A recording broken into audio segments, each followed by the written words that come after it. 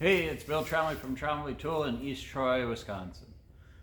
Today's video is in regards to the differences between form and shape. We've talked about form and shape in the past with a number of videos, but I think it's an aspect that's probably one of the most critical to understand to be a good metal shaper.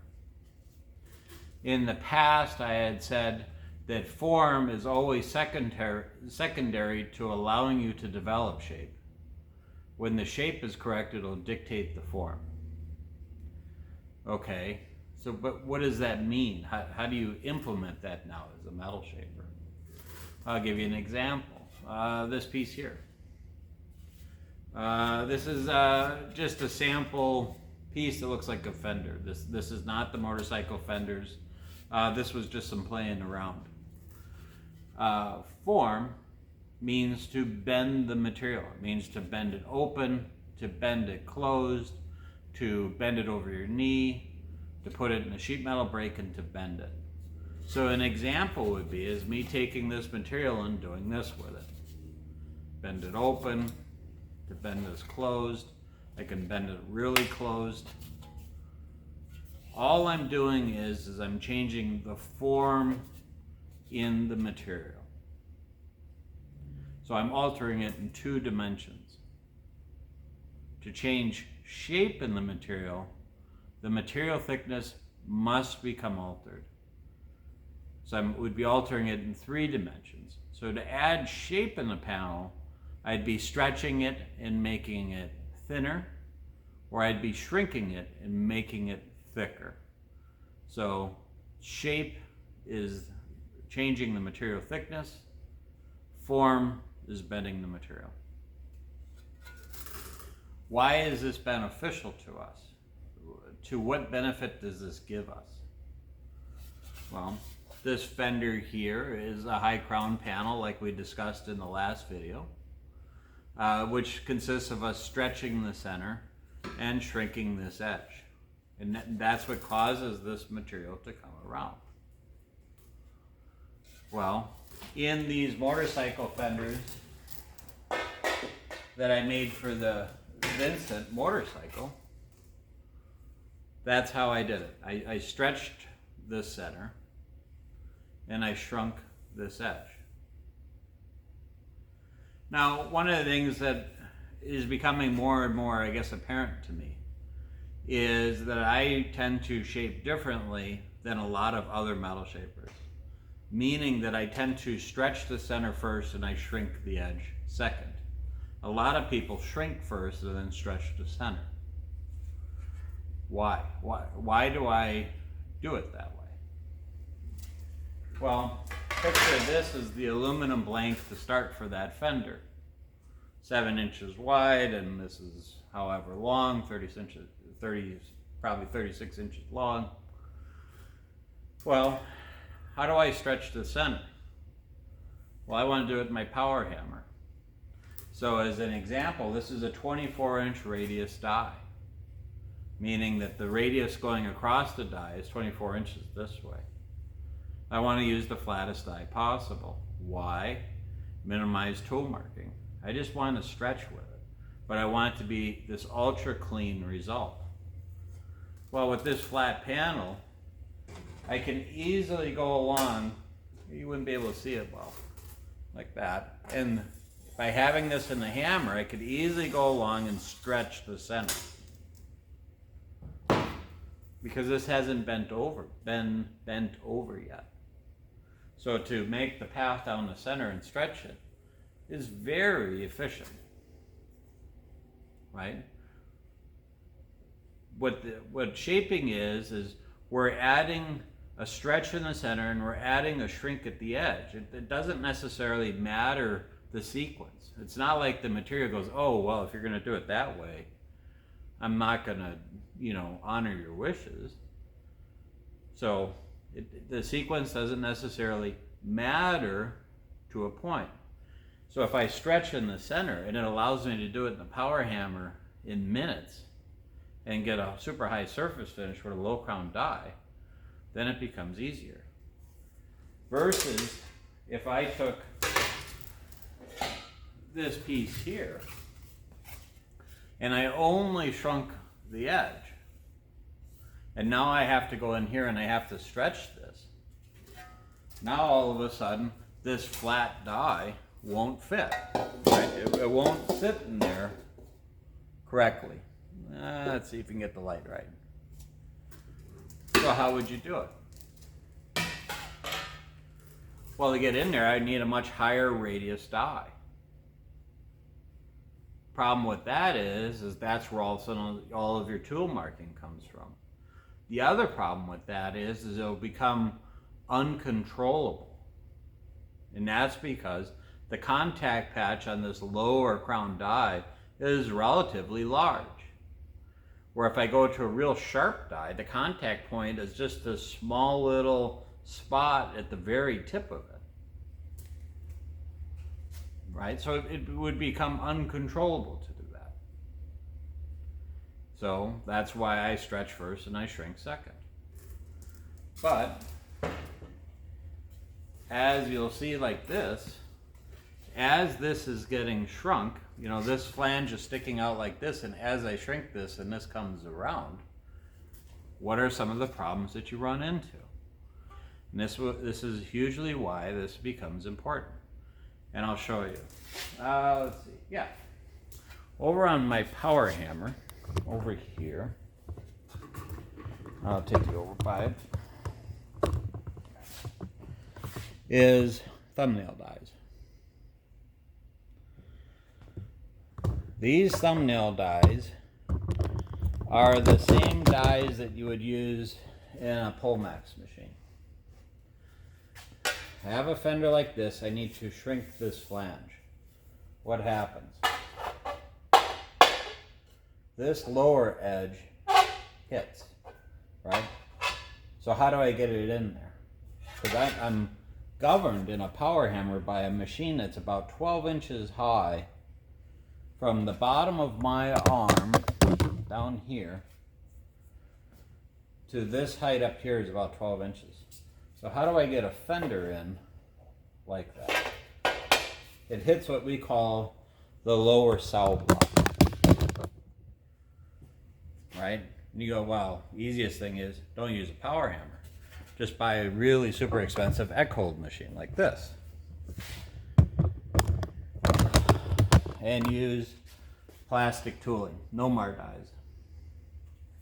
Same problem, right? So how do you get it into the machine? And you can go all the way around the shop and you'll always have this issue. So how do we do it? Now I'll show you back here towards the power hammer. If I take the material and I manipulate the form and I flatten this out like this,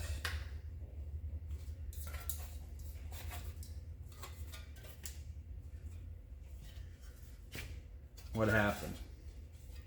These flanges pushed out like that because I took and I manipulated the form like this. Now what? Now this fits into a power hammer and I can go along and I can shrink this surface up here. If I have to add stretch to the center, what happens? Well, as this gets pushed out like this center area goes flat. And it's flatter, I could go back in there and adjust it later and add stretch. So you could do both. And manipulation of form to get it in and out of pieces of equipment becomes hugely beneficial. And it allows you to do a lot more metal shaping with a lot less pieces of equipment or a lot less of having a large selection of dies and tooling. Because I could go from here into an English wheel. Let's see, go over here by my English wheel. It's like here. So this English wheel here is an F.J. Edwards Model D cast iron English wheel. If I had to stretch in the center, if I put a steel upper wheel in it, a steel lower wheel in it, I could flatten this out like this and go along and stretch into the center, right? It would allow me to get this in the machine and wheel back and forth. Then I could take the panel and I could re-close it and re-alter the form, push the form back into it like this, and re-establish the fender.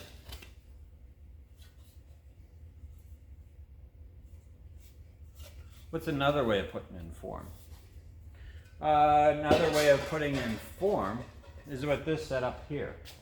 So what we're looking at is a rubber upper wheel made by Imperial Wheeling Machine Company in Hastings, Nebraska, and a plastic lower. This wouldn't have to be plastic. You could use your English wheel lower metal one, and it would get the same result. But with this combination, with the rubber band on the top or the rubber upper is this purely will only ever put form into a panel, meaning it'll only ever put a bend into it. I'll give you an example. If I take this flat sheet and I run it back and forth in here,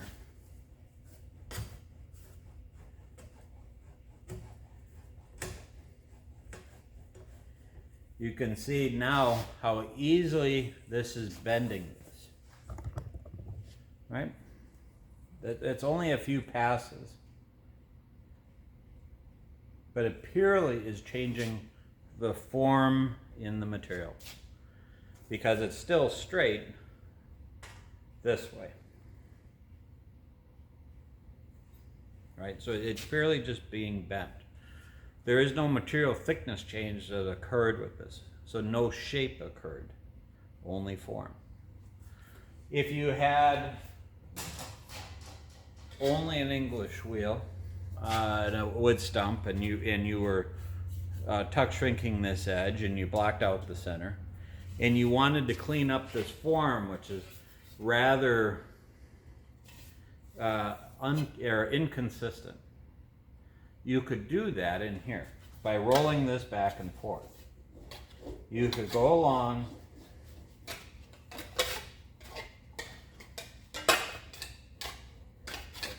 and clean this up to make this so it was a consistent, uniform radius. That's the benefit of having a rubber upper. Could you do this other ways? You could do this, I've done it with a rubber-faced hammer, like on a T-dolly. And by hitting that, I'm adding no shape. I'm purely just allowing the material to be bent over the T-dolly. You could do it over a hammer form and get the same kind of a result. So, but what about if we wanted to do it in a very controlled, accurate way? So I can go over here and I'll show you this. So in my machine here, this machine is made by a company called Trump. It's made in Germany, I should say. It's like a Pomax machine, so this is a reciprocating machine. And these dies here are made out of phenolic plastic. Phenolic is a fabric impregnated resin, very strong material that's easily cuttable. Right, I can run this through a bandsaw and I can cut it out and sand to my line and have it die. Could you do this with steel? A lot of people do. They'll use steel dies instead of plastic tooling. And that's fine. And if you were doing a lot of steel body work, that's something maybe to consider. Does it need to be tool steel and heat treated? No. You would never run enough linear feet of material through the die to see the wear And if you're running thousands of feet of material through the die, could you see where? Possibly. But if you're running thousands of feet of material through the die, I'd find a different way of doing it. Because I just don't think it would be efficient to make money at it. But I mean, whatever works for you guys. So this plastic tooling, though, all this does is this corrects the form in the panel. So this is a 2.5 inch radius, like these fenders here. So this is for the Vincent Series A Repeat alloy fenders, and this was done by stretching the center and shrinking the edge, like discussed in the last video. But now I want to just solely correct the form. So it'll go through these dies, then back on the buck, and then from the buck we would figure out, do we need to add more shape? If we need to add more shape, we would open this panel back up and flatten this back out like I showed in this sample here. Go back through the power hammer, adjust the shape, go back through the die, reclose the shape into the 2.5 inch radius, retry it back on the buck and try it again. And in doing so, it allows you to get a very accurate, consistent finish. It's easy, it's quick. Could you do all this without tooling? You could. You know, if you just had a 2.5 inch profile gauge, you could set the profile gauge on there and continually adjust the form as you were going along. It would work, it's just tedious. Do you need to have a Pullmax machine? It definitely helps. But you could make up a holder in dies like this, potentially like in an arbor press, or even in a bench vise at that point. And each time you would clamp it down on it, it would adjust the form, and you could do that manually across the surface. Could you use this process for regular shaped parts? No, I mean, this is a 2.5 inch radius. So this will try to set a 2.5 inch radius no matter what I shove through it. So for a fender like this, where it's a consistent 2.5 inch radius, this makes this easy. Give you an example here on the table. As you guys know, we reference this thing quite often. This is the wheel brake cover for a Fairchild 24. And as I described many times now in the past, I stretched the center and I shrunk the edge all the way around. But how do I adjust the form? Because this panel here, as you can see on the notes, is a 9 inch radius here in the center that blended into a 6 inch radius here into a 2 3/4 inch radius right there. So it's not a round bowl, right? You can see how this has different radiuses that gets tight again, and then it's straight right there. So how did I adjust the form? Every time this thing would go through, and I'd put a series of shrinks in as I was doing it once I got pretty close. Well, simple set of dies. Reform dies. The term, what do we call these dies? These plastic dies, these plastic dies. You know, what's the most common term for it? It's called a reform die, which means what? We're reforming, we're putting more form in. We're correcting the form, we're reforming it. So it's reform dies. So here, this has the geometry on it of that bowl. And this is a 1/4 inch diameter dowel pin. That dowel pin goes through that center hole. Let's see, like that. And was on the inside. On the outside was this die here. This is the upper one, and that one like this, and it was in my trump machine. And I'd bring this die down, then I'd spin the disc. And this would correct the form all the way around. Reform die. A number of months ago, on YouTube, there's a thing where you can put in video shorts. And it was a leading edge that I had to make for a North American T6 cowling. It was out of 2024 O aluminum. And after I shaped it and finished the part, went through heat treat, and then I riveted in place. A lot of people had asked, how are you going to actually make it look like a leading edge? Because it was out of form while I was adding stretch in it, and then I had to cause shrink in the front of it. And you guys go back to the video series, you can find it. It's only a couple minute long video. Well, that was done with these set of dies. Inside the leading edge, outside the leading edge. And this is hammering like this, and I'm passing the skin through it. And that's what put the airfoil shape into that leading edge.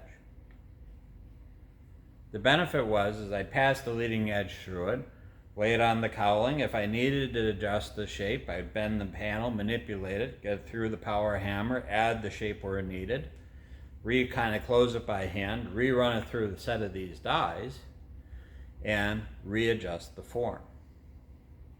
So now you can see how adjusting form with shape makes the process go much easier. So what we're going to do is we're going to run a set of fenders through the trunk machine so you can see how that looks. So I'm going to get set up and then I'll be right back. Okay, so the noise you hear in the background is our rotary phase converter. And I didn't want to have it on making that background noise, so I have to go over to the other side of the shop to turn it on to be able to run this machine. So what we have now, this is that fender that I had shown in the last video, and we're going to just solely correct the form running it through these dies. For the sake of numbers, not that I don't know if it necessarily matters, the stroke length on this machine is set at 4 millimeters.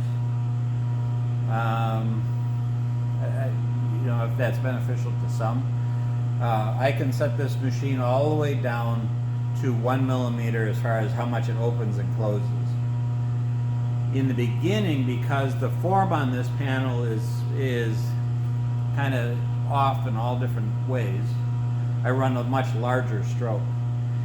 As I'm doing finish work, I'll tighten up the stroke length, so it barely moves at all.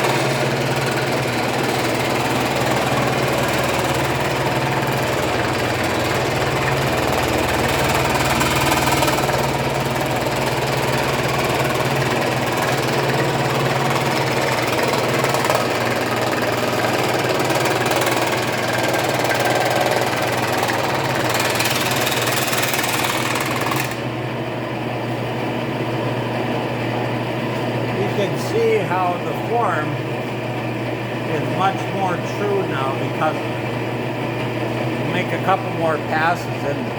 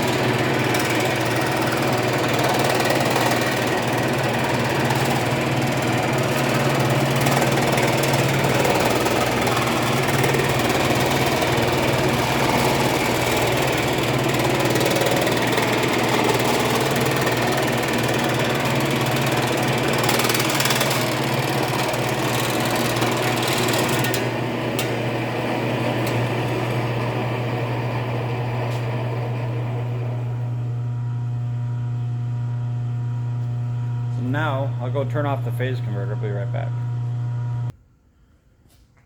Okay, so now you can see I made 3 passes through the trump machine. Why 3? It's a 2.5 inch radius all the way around.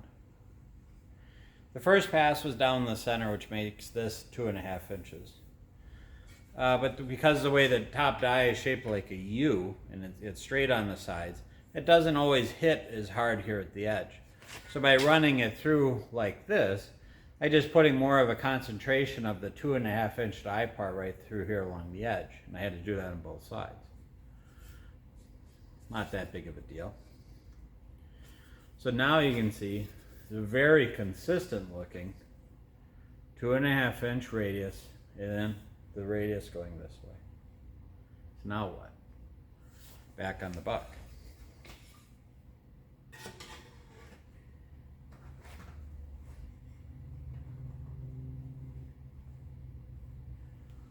So now, when I look in there, let's see, I don't know how I could show that easily for you guys. What it has is it's slightly not touching. Let's see.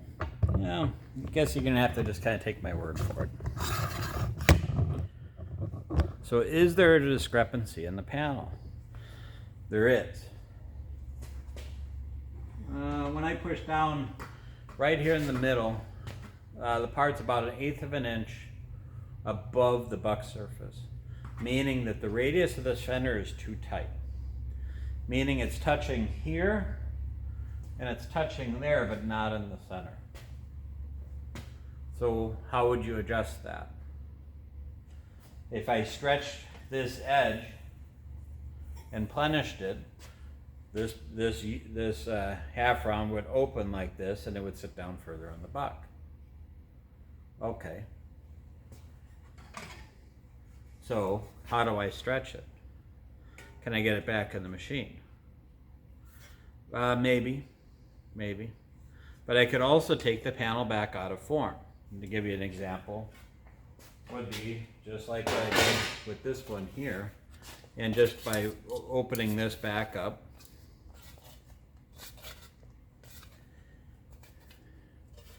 this goes flatter, right?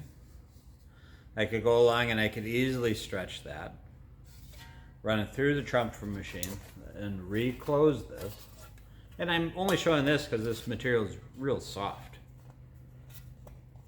I think it's a piece of 1100. This was just a screw around piece here at the shop. And reclose it in the trump machine, try it again on the buck. So now you can see why understanding how to utilize form to your benefit makes metal shaping become easier. Because now getting this piece of material in and out of the equipment is not that big of a challenge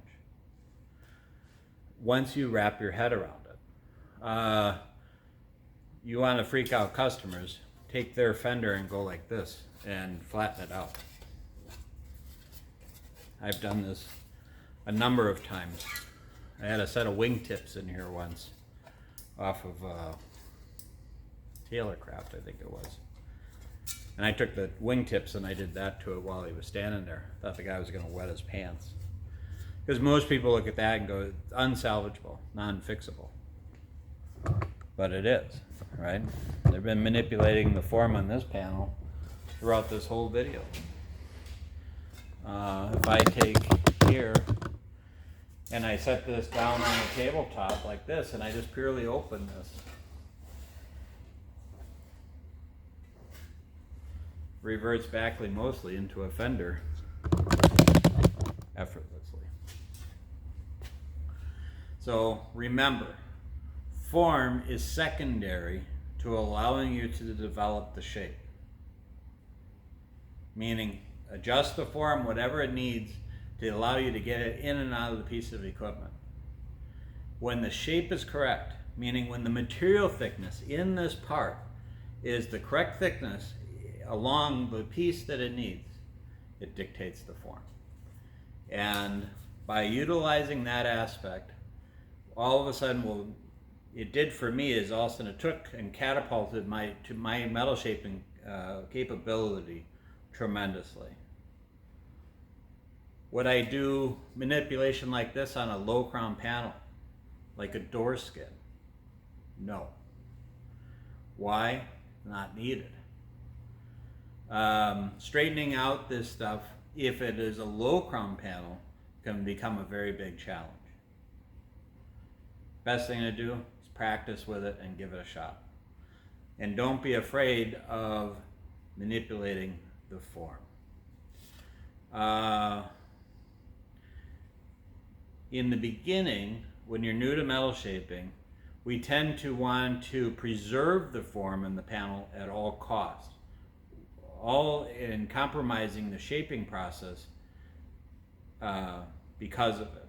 And that's because to us it looks so hard to put the form back in the panel that you don't want to upset it. That the panel looks pretty good the way it is, and it's relatively flat, but it's got this tight radius on it. And we'll go through all these monkey shines to try to make that happen instead of just flattening out the panel and making it real easy to now add shape. So I hope that makes sense, and I hope that helps out a couple of you guys. And you can see now maybe a little bit more of how the process works, where it can become easy to take it in and out of form. On most panels that I make nowadays, I change the form all the time. And I guess one more thing and we'll kind of finish up. I had this issue here in the power hammer when building these fenders. And the issue is the arms. So as this panel would be coming through as I'm putting the shrink in it, this would hit. It would hit the cast iron arm, and it would hit these which are sway braces. So not only did I have to open the panel, but I also had to corkscrew the panel and do this to it.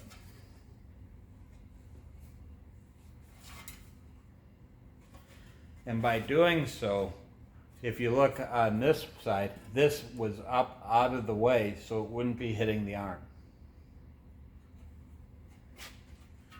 So you never know how you need to adjust the form to be able to make good, accurate parts. The big thing that's important is not to be afraid to. So, and I hope that helps out with you guys' metal shaping, and there'll be more videos coming. So have a good day. Thanks. Bye.